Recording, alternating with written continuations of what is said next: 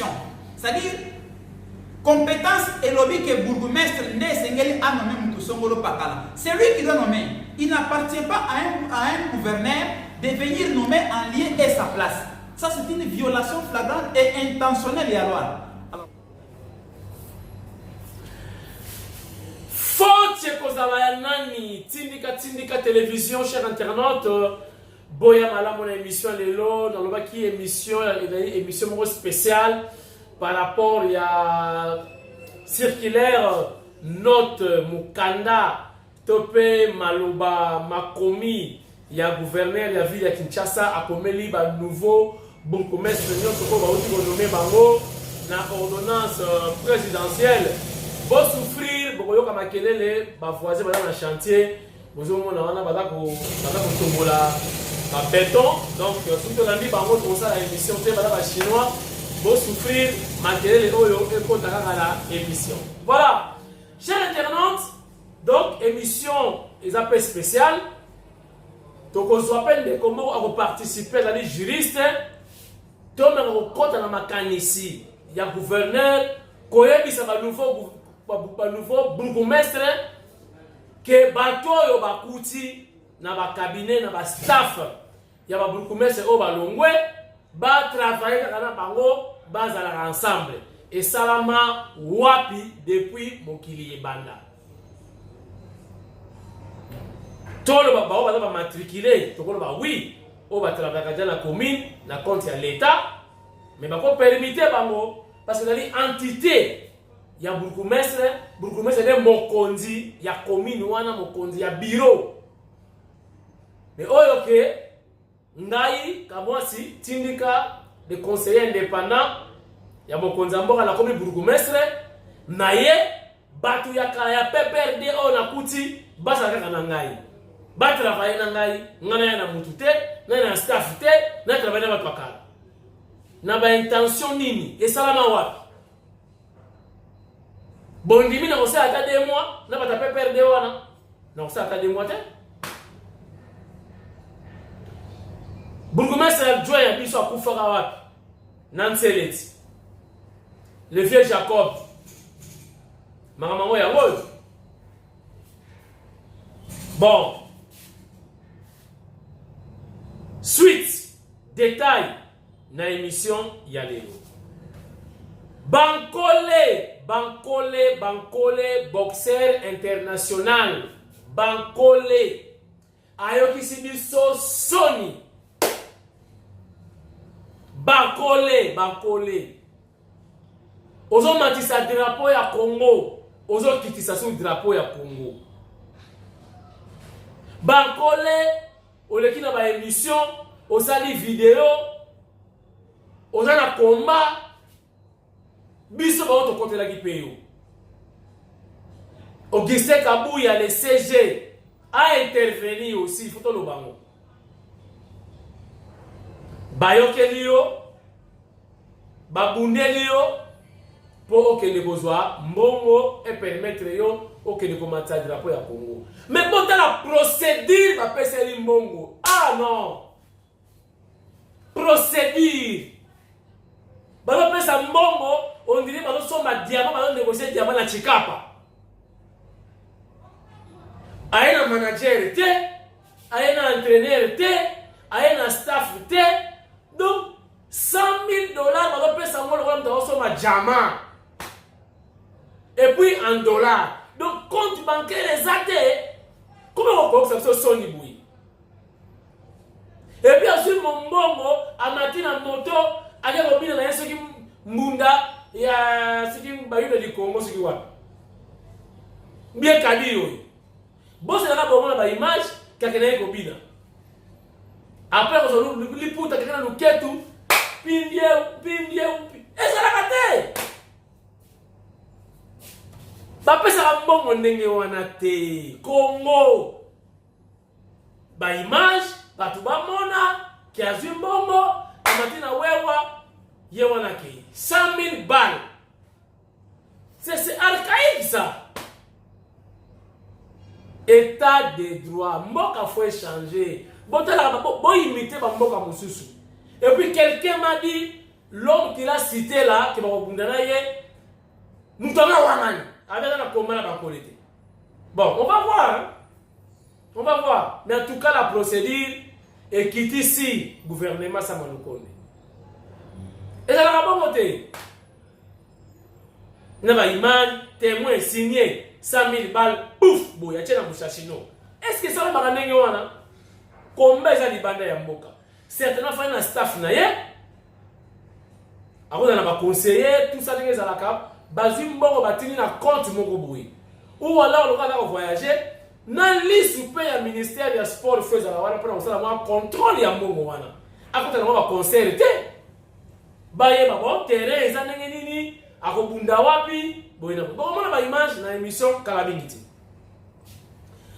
Et puis tu vas proposer bino ba image ya lobby ambiance de na permanence lié na 41e anniversaire. Il y a création de l'IDPS et ambiance l'équipe totale, haute en couleur, avec lui-même le secrétaire général Augustin Kabouya. Bon, tu as l'image dans l'émission Yali. Tobandi na bakole. Faute kozala ya nani. Crio yo, il y a un cri de guerre.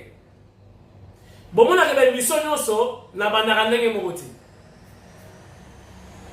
Donc, si on a dit faute, vous allez avoir une infraction dans la carte, une erreur dans la carte, un délit dans la carte. Dans le bac de l'émission de l'équipe, dans le bête qui ministre de sport, pourquoi sportif, boxeur congolais, alors que nous avons dans la Congo, il y a RDC, vous avez dit qu'il y a pas de moyens. Ba démarche salamaki c'est Augustin Kabouya Yamba qui est monté avec une image. Enfin, Azimbo. Est-ce que quand le barrage a été galopé que dans Azimbo, il faut qu'on filme qu'on a qui s'ambongo en monnaie étrangère. En dollars, 100 000. Bon, là qui s'est bongo té, batuna est, batuna passi, bat déplacé. C'est révoltant. Tout ça. Bon, t'as la caméra à diffuser, s'il vous plaît. Nous sommes diffusés à côté. Il aurait fallu, tant à moi, à saluer une interview qui a été reçue par le ministre des tutelles. En tout cas, le problème n'a pas résolu. Point barre. N'a pas témoin, bosso la politique, signé. Donc, on va le pango. Parce que donc, on voit vraiment que même les boxeurs n'est pas organisé. Un boxeur international. Ndeli on a aussi ba jama na chikapa. Katu kambali. Ngana buyete. Bino boto na poto botala ba combat botala ba kabutu. Ba contrat même ya ba joueur. Oh Messi a signé boye par mois sur la boye. Bino mo na ngo que Messi a touché mo ko tangela e mbongo boye. Bon mo na ona miso. Oh vraiment bon excusez-moi. Biso to da pona ko sa chef de l'état. Côté Simbi to beti maboko. Côté mo bulu to critiquer pour e bonga prochainement ezala boyete. Parce que maintenant to la bisoti. Bon, les images parlent. Hein? Je laisse que les images parlent d'elles-mêmes. Binomo Komotala, si Kamwasi Chilomo a raison ou j'ai tort. Botala.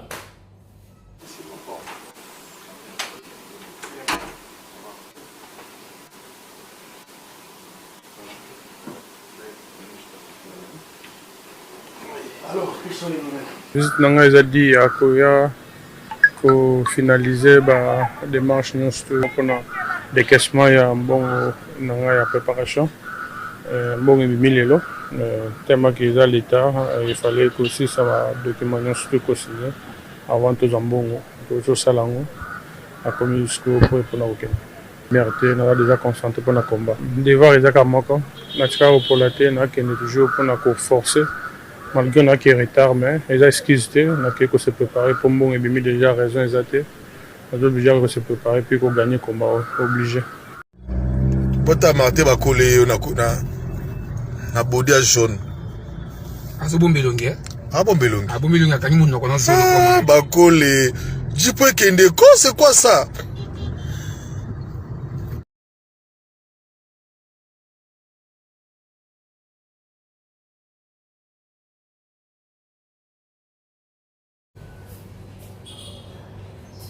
Et il qui va belobi na IDPS, CG Augustin Kabouya, les gestionnaires au quotidien du parti au pouvoir, Tosa Obika, ceux qui ont cité, Italie.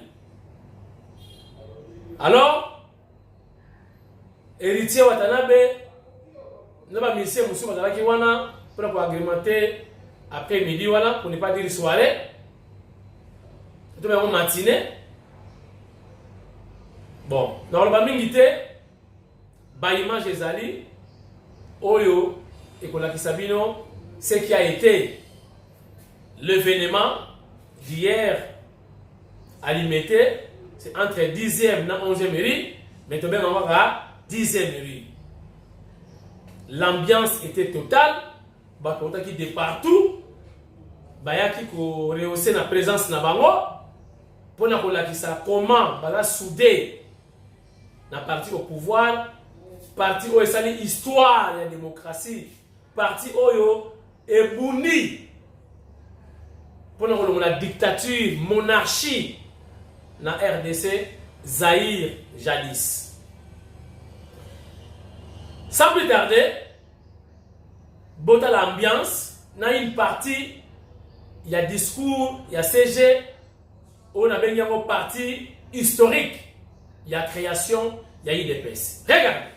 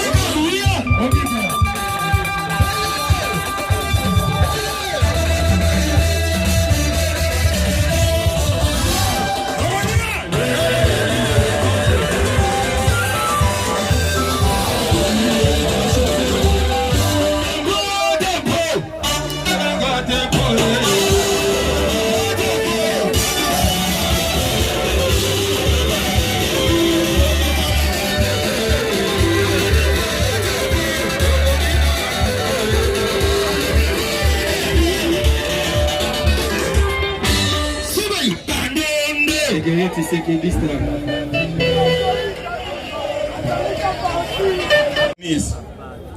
Distingués invités en vos titres et qualités respectifs, mesdames et messieurs, combattantes et combattants, ce jour est un grand jour dans le calendrier de l'Union pour la démocratie et le progrès social, UDPS Tshisekedi Ansig.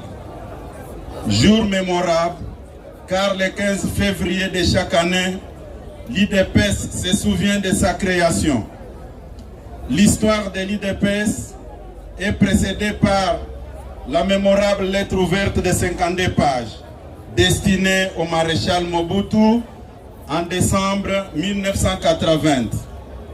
Les 13 parlementaires signataires de la dite lettre connurent des tribulations sur tribulations, arrestations, révocations, relégation dans les villages d'origine, torture physique et morale. Et c'est dans cette ambiance de tourments de toutes sortes que malgré la répression, les plus obstinés des 13 parlementaires, avec l'appui de quelques compatriotes convertis à leur cause, décidèrent d'aller de l'avant en procédant à la création d'un autre parti politique autre que le mouvement populaire de la révolution, un père parti-État. C'est le 15 février 1982 que cet acte héroïque est posé. Nous voici donc rassemblés ici pour commémorer et célébrer ce jour anniversaire au bout du 41e anniversaire. Il convient de rendre hommage à tous nos vaillants pères fondateurs. Hommage à Joseph Ngalampandangila, hommage à Isidore Kananachongo, hommage à Nakle Makanda Mpinga, hommage à Étienne Tshisekedi wa Mulumba, et hommage à Gabriel Kungu wa Kumwanza, hommage à Massem Nyaroliem, hommage à Gabriel Biringanine Mugaruka, hommage à Symphorien Bombolona, hommage à Ngoy Mukendi, hommage à Jean Oken, hommage à Paul Kapita Chaban, hommage à Lusangangele et hommage à Porté Lumbu Maloba.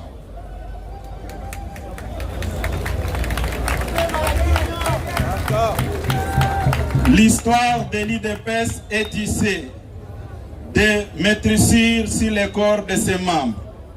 Brimades, arrestations, enlèvements, disparitions, empoisonnement et mort de bon nombre d'entre les combattants, et souvent dans des conditions atroces et inimaginables.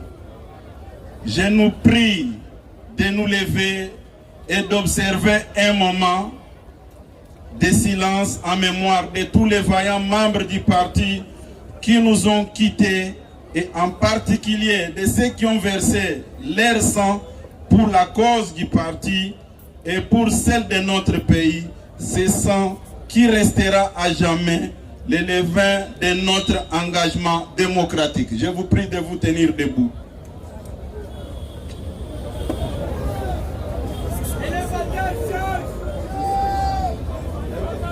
Merci. Et enfin, pour terminer, chers internautes, Nazu Mokanda, Makomi, ya gouverneur, ya ville à Kinshasa, Ndenge a rappelé le nouveau bourgmestre nommé sur ordonnance présidentielle que le staff, les hommes de main, oyo bakuti na staff ya bourgmestre oyo alongwe balongo na bango te batravailler ensemble na éviter ce que ça là na mokili nini, ou alors na staff na ye azala batu ya kimbunda na ja kimbunda oyo balongwaka na hôtel de ville. nayebi te intention eza nini, intérêt eza nini, motivation eza nini. Mais botala ndenge éviter nanga à s'exprimer en tant que juriste relativement na mokanda oyo euti na hôtel de ville batindeli ba bourgmestre nyonso. Regarde. Maître Dieudonné Ngalamulume tindika epesi yo mbote. Bonjour ndeko tindika. Maître Ngalamulume, je pense au moni yomoko circulaire. Mokanda etamboli mokonzi ya ville ya Kinshasa akomeli ba bourgmestre a rappelé bango à l'ordre. Baye te ndenge baye wana ba proche collaborateur oyo bakuti ya bourgmestre oyo auti kolongwa balongwa te ba travailler ensemble na bango. Yo zali juriste moto ya mibeko ozali pe politique yebisa biso na expertise ozanango na nzela ya justice pe na nzela ya politique. Est-ce que mokanda wana eza malamu to eza malamu te? Merci beaucoup ndeko tindika. Ndenge nalobaka toujours biso tosefundaka mingi na oyo etali mibeko ya mboka mpona kopesa ba réponse pe ba directive na oyo etali ba violation flagrante et intentionnelle ya mibeko ya mboka neti ndakisa oyo le gouverneur Jantini Ngobila auti kosala. Selon la loi de 2008 sur la libre administration des provinces, n'est-ce pas, la commune est une entité territoriale décentralisée. Et l'imi kolobani, commune n'est ezali wana ezali ko disposer na autonomie financière na yango, autonomie matérielle na yango. Donc ezali ko s'administrer librement, donc indépendamment na province to ville na kati na yango. Et donc le gouverneur Jantini Ngobila a coquille jamais de la vie qu'on interdire ba bourgmestre oyo bazali nouvellement nommé pour être ba composé na ba équipe na bango propre. Et ça lokola mutu auti kozala nommé mandataire ya l'état na place Songolo Pakala. Alors moto wana azali na auto bengi cabinet politique na ye na auto bengi administration ya entité oye azali ko administrer. Et c'est toujours pour ça la différence entre autobengi ba agent administratif, c'est-à-dire ba fonctionnaire de l'État oyo bazali na matricule ya l'État pe bazali affecté na commune wana comme des administratifs na ba agent contractuel oyo bourgmestre akoya na bango pona ko composer na kati ya cabinet na ye. Staff na ye. Donc bourgmestre azali na droit ya koya na par exemple ndakisa secrétaire particulier na ye to secrétaire administratif na ye eza ko dépendre selon cadre organique ou ezali ko organiser commune na ozo pesa ndakisa par exemple ce qui par exemple pour les communes loi elobi que un bourgmestre doit avoir des gardes du corps, il doit avoir un secrétaire permanent, il doit avoir par exemple un intendant ou un chargé de mission. Yo gouverneur ya ville okoti ko ponela bourgmestre bato wana oya ko travailler na bango te bazali bato ya confiance na ye bango ndeye ako composer na bango.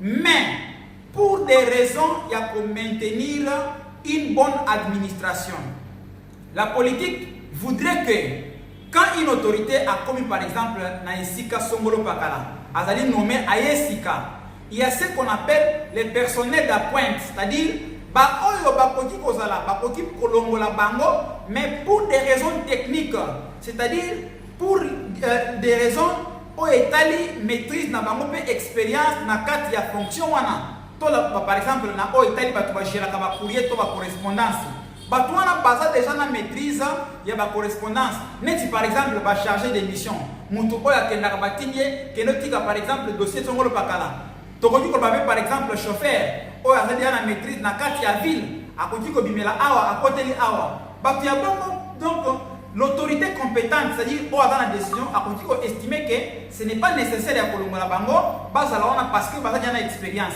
Mais imposer à ces gens-là que va changer le staff na bangote, va maintenir Batouana, ou des agenda caché, il y a une raison qui fait que Batouana, pourquoi seulement on doit maintenir ces gens-là? C'est parce que Baza en connivence n'a pas gouverneur.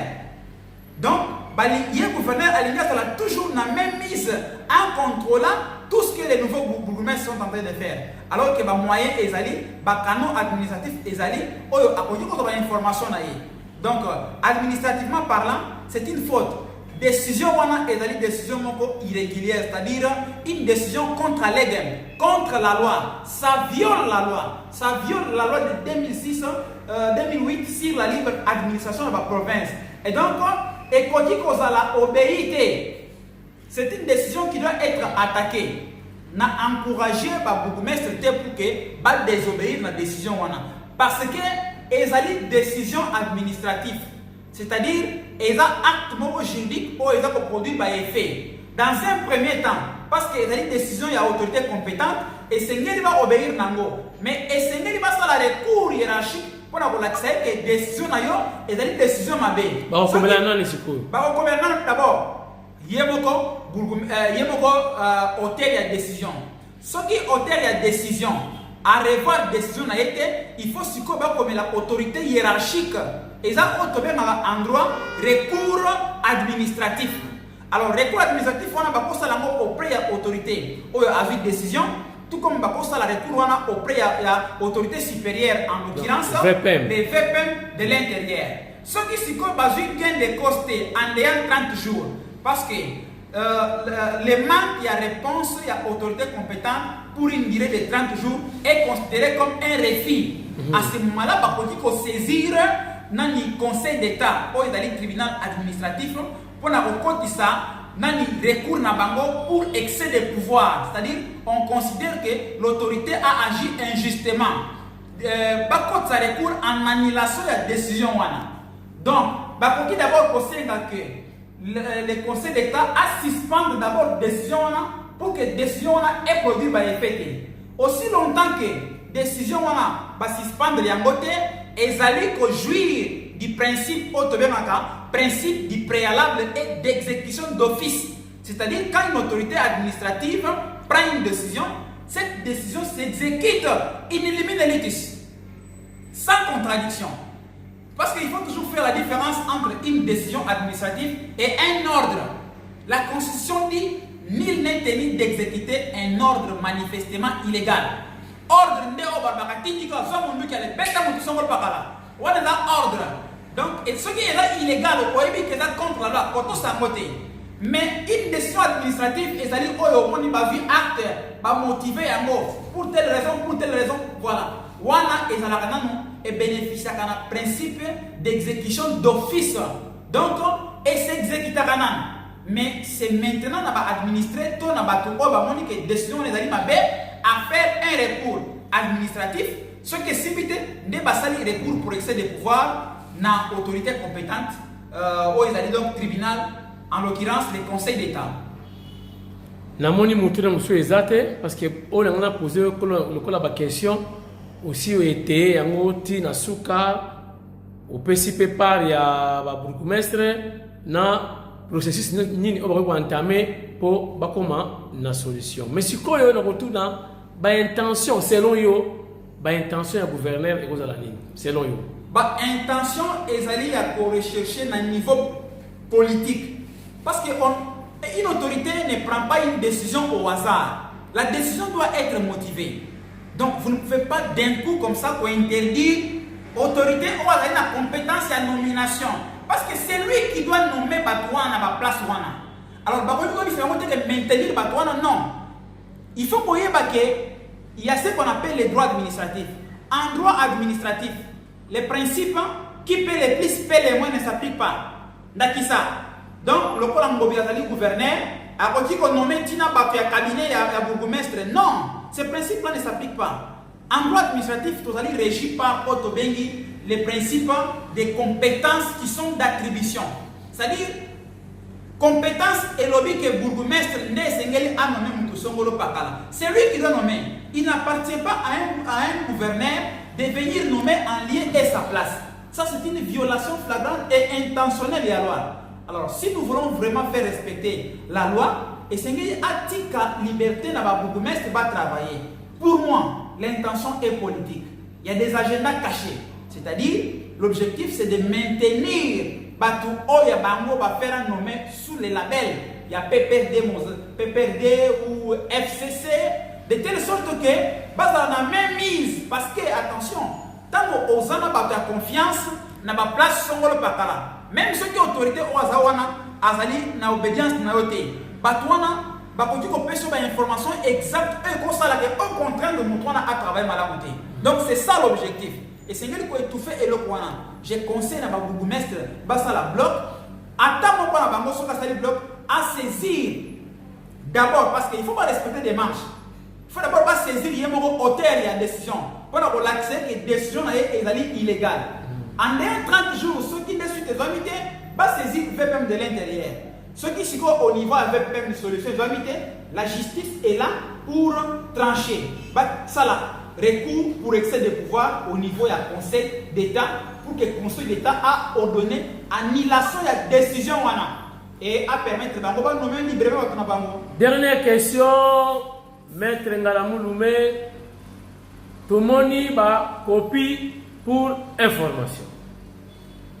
Maintenant, on va notifier chef de l'État ou Yanomaki ba Bourgmestre Yemoko copie pour information à la présidence de la République exatée. Kuna, il y a un problème, hein? Bon, si le plan administratif, les règles d'art voudraient à ce que Nenge a eu décision à imposer la bourgmestre ou Bazali non pas sous sa décision, mais dans l'ordonnance du président de la République, les règles d'art voudraient qu'il informe le président de la République sur la décision qu'il est en train de prendre. Le fait qu'il n'a pas mis en copie le président de la République, cela prouve qu'il y a des intentions cachées. Et ça peut s'apparenter à un manque de respect dans l'ordonnance des chefs de l'État, ou dans l'autorité suprême. Vous savez, je vais vous dire une chose. L'autorité inférieure ne peut en aucun cas prendre une décision subordonnée ou indépendante, soit-elle contraire à l'esprit de l'ordonnance. Parce que ce qu'on a dit bien, il y a d'abord un débat autour, il y a l'exécution, il y a l'ordonnance des chefs de l'État. Certains bourgmestres ont eu des difficultés pour être notifiés. C'est pour vous dire qu'il y avait déjà d'une manière ou d'une autre des choses. Donc la volonté contraire à celle exprimée par les chefs de l'État. Donc, la décision du gouverneur est allée brève de plus que l'ordonnance à chef de l'État est allée bien vénité. Donc c'est une façon indirecte de combattre l'ordonnance. Alors, il faudrait que le conseil juridique, il y a gouverneur, après par conseil, on ne blague pas avec les ordonnances du chef de l'État. Quand une autorité, le président de la République, prend une décision, personne ne peut s'y opposer. Et ces décisions sont exécutées du haut à la base. Et ça ne doit pas faire l'objet d'un débat. Parce qu'on considère que les rois, les princes, qui est le chef de l'État, ne peut mal faire. Maître, en tout cas, on a évité, ce qu'on a épuisé matière, on a mis tout ici, peut-être un mot de la fin. Bon, mot de la fin, il faut passer la différence entre les fonctionnaires de l'État et les agents de carrière, les fonctions administratives, les agents contractuels. Oyo, cabinet politique, ce sont des agents contractuels. Ils ont un mandat. Leur mandat tombe aussitôt qu'on les retire. Alors que ces gens-là, ils sont soumis au statut de carrière des fonctionnaires de l'État. Voyez-vous?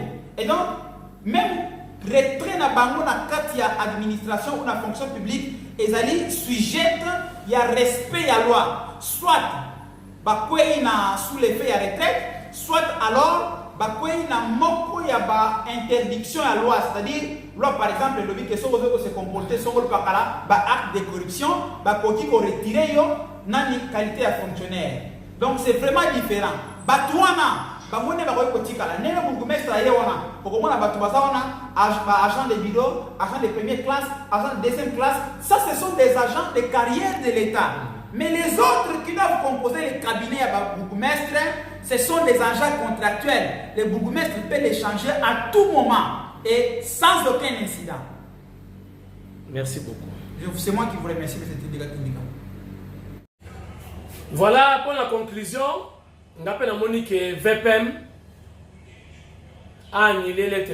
Ils appellent en code ça trouble. Ils vont bomana. Babukumestre. Non, on a lettre à boiter. On va comme Babukumestre. Botika. Babukumestre va travailler en toute liberté. Ils ont une entité na bango. Bao balongwa basi balongwa. Soki ministre. Topé Bukumestre.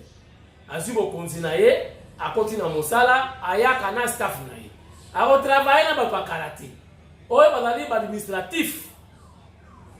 Ba tu vas matriculer ba kosala mosala ya l'État. Mais oye ba benga staff, les hommes de main. Ya Bukumestre oya kala.